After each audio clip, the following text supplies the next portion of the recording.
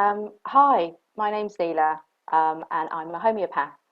So most people, that's 98% of people, don't actually know what homeopathy is. So I'm going to start off by talking about my origin story of how I became a homeopath. Um, so I was a community pharmacist for 18 years, and I thought that was going to be my career for life. I worked part time because that fitted in around my family, and but it took me a long time to realize that I wasn't actually happy. My full day that I would do would be a Friday, so I would work 8 till 7. I would come home and I would either turn to chocolate or alcohol or burst into tears. I would just feel completely emotionally, physically just drained, exhausted. And it took me a while, a long while, to figure out that actually I wasn't having a bad day or a bad week or a bad month. This was not good for me. I wasn't happy and fulfilled in what I was doing. I wasn't helping people, and that's why I went into pharmacy, was to help people get better, and that wasn't really happening. So it's a bit of a career crossroads, really. And so I took some time and carried on with my job, and I thought, okay, let's make a decision. What else can I do? And did what everyone else does and made a good pros and cons list. I thought about being a teacher, thought about being a fitness instructor, all sorts of things. And my homeopath, who I've been seeing for about 10 years, said, "Oh, be a homeopath." I was like, well, maybe. So I looked into it, and I was able to do a 1 year online conversion course because I already had a degree in the medical sciences. And I thought, okay, that could work. Kids go off to school and I can study at home or at the weekends. That's pretty good. Okay. Um, Looked at finances, discussed it with my husband, obviously, and that was all fine. And I remember making a pros and cons list, and the pros were like 13 or 14 on the list, and I had like two or three cons. And I spoke to my sister, who I'm very close to, and she said, I said, well, what do you think? And she goes, well, you can't have those cons. I said, why not? Now, my sister owns her own business, so she's already is a small business owner. And she said, well, anyone going into, running their own business would have those cons. So I'm vetoing those. I was like, oh, right, I'm doing this then. So I made that pretty scary decision to, I handed in my notice. I was already studying at that point online, and I have not regretted that decision. So I qualified in May 2019 as a fully qualified licensed homeopath. There is my certificate just there. Um, and yeah, it's been a steep learning curve in terms of not obviously the homeopathy, but obviously I'm still learning all of that. But in terms of the business side, no one explains all of this to you, that you suddenly have to, oh, get some business cards and talk to people about what you do, and how do I schedule people in, and oh, I've got to get a website, and there was a few moments where I was, oh, what have I done? Um, but it is just keeping going, plodding on, and you plant lots of seeds, and you don't immediately see the fruits of that, in terms of marketing, or patients coming through the door or money coming in. But where I am now, I'm heading up to kind of the 18 months, excuse me, in practice.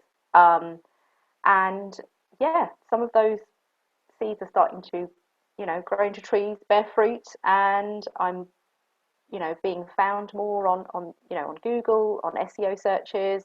I'm getting more inquiries, and I've got, quite a few regular patients, and I absolutely love my job. I'm not having those feelings that I had before of, utter exhaustion, or, you know, feeling like I was just, not making a difference. My patients within 2 or 3 months are coming back with positive results, and, I'm just as happy for them as they are. I do like a little happy dance going, yay!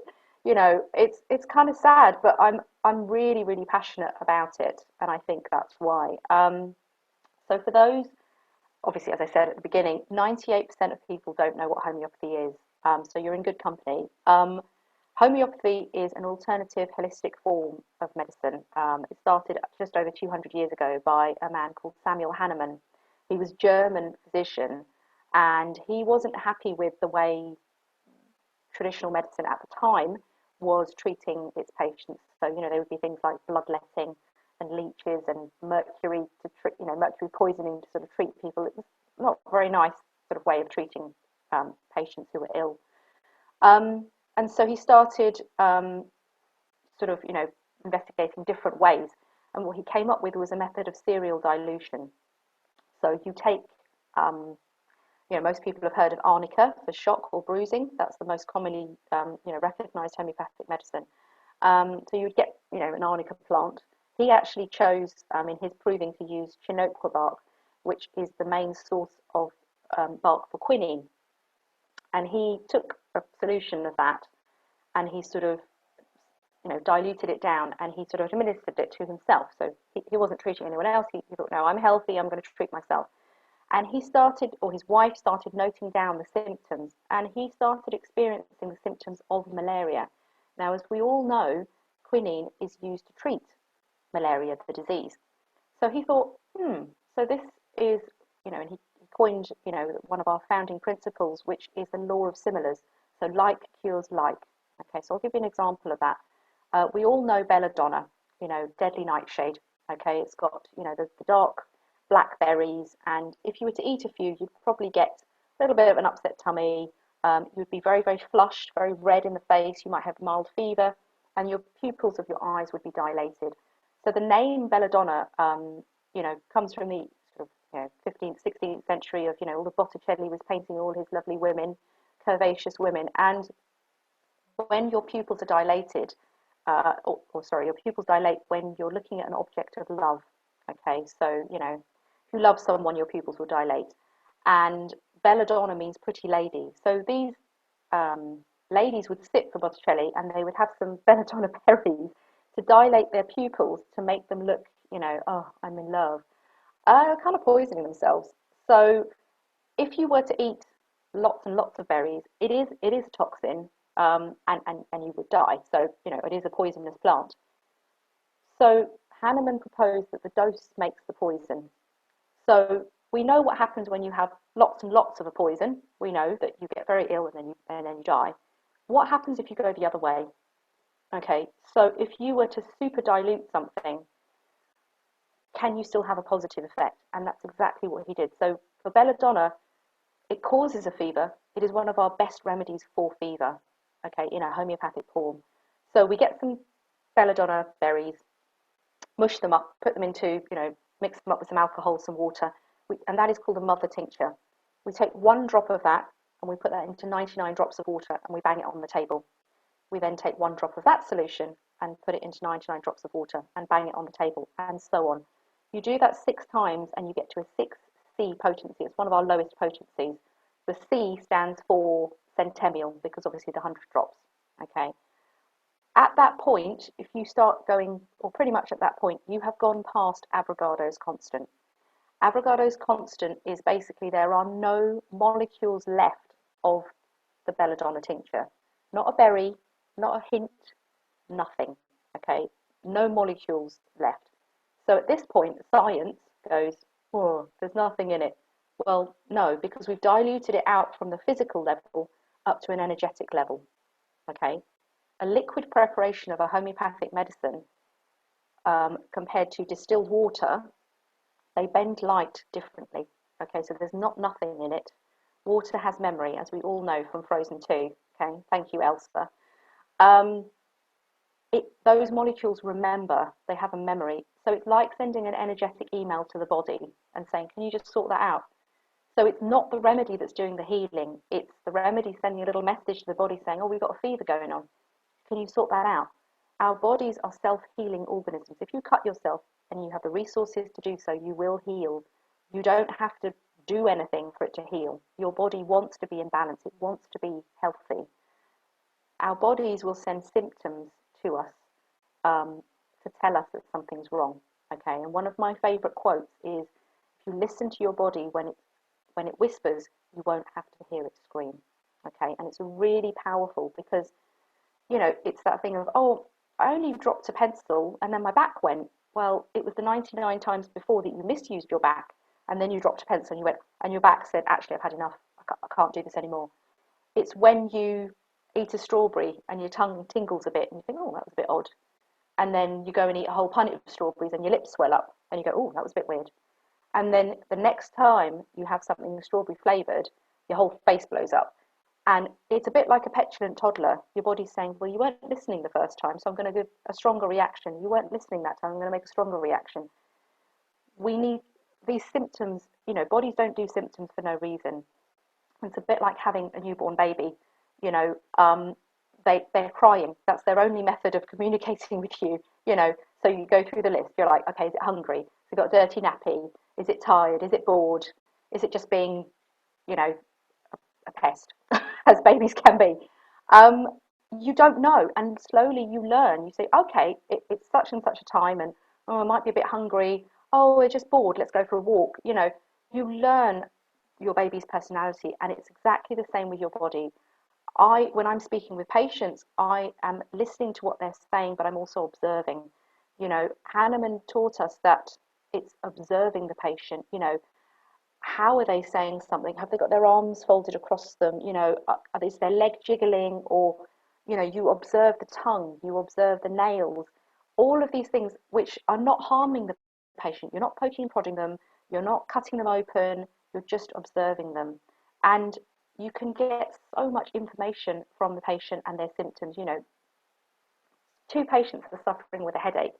You walk into the pharmacy, there are four tablets that you will, as painkillers, if you're able to take them. There's paracetamol, ibuprofen, aspirin, and codeine. Okay, that is it. That's all you can have.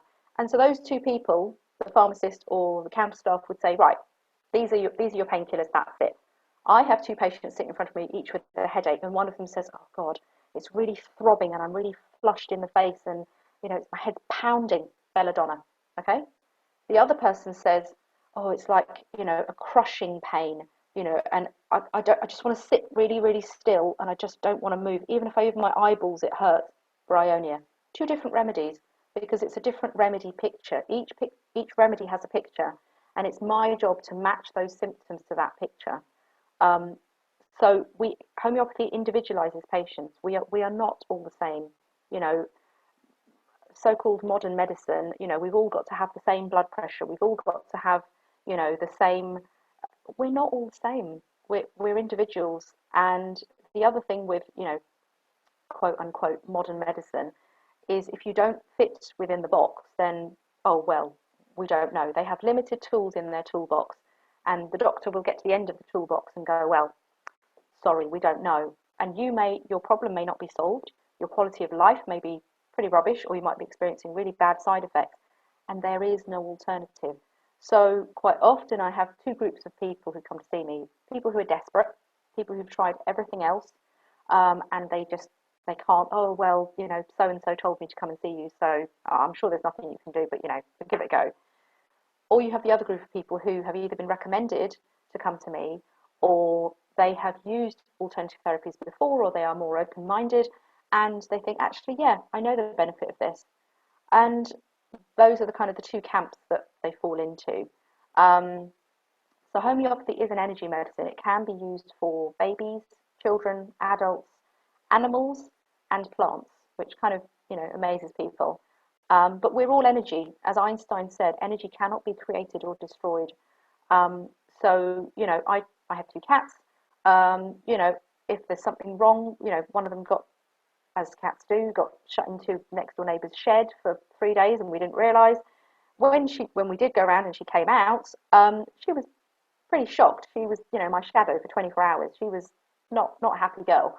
Um, so I put something for shock in their water, and my friend was like, "Well, both of them are drinking out of that water." I said, "Yeah, it doesn't matter." I said, "It's like sending an email to the body. The other cat, if she drinks it, it's not going to do any harm. There's no side effects. They don't interact with any other medication. The body will just receive the message and go, yeah, I didn't need that energy. That's fine." Whereas it will affect the other cat. And this is where, again, you can use it for plants. So, for example, if you have, I don't know, roses, and they get that little green fly, you can make a remedy out of the green fly. So, okay, you may have to harm one green fly. You make a liquid remedy and you then spray that onto the roses, and all the other green fly walk away. Okay, so it's pretty amazing. I have used it, as I said, I've been a homeopathic patient and my daughter's for the last 10 years. My oldest daughter, who's 11, she had eczema when she was 14 months old. And my mum was shouting at me, my husband, my dad, oh, use the steroids. What are you doing with this homeopathy? I dug my heels in. Uh, the steroids were A, not working, and B, they were bleaching her skin. And, we are of Asian origin. My parents were both born in India, so we have, Asian skin. And I thought, actually, I don't really want that. And she's so young. My homeopath, it helped, and she hasn't suffered since.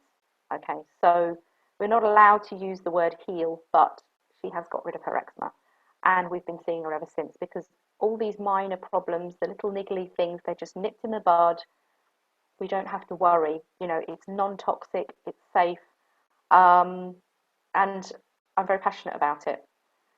So that briefly tells you about my story and about how amazing homeopathy is. So hopefully that's given you a flavour of what it can do and how perhaps it can help you or someone you know. Thanks for listening. Thanks. Bye.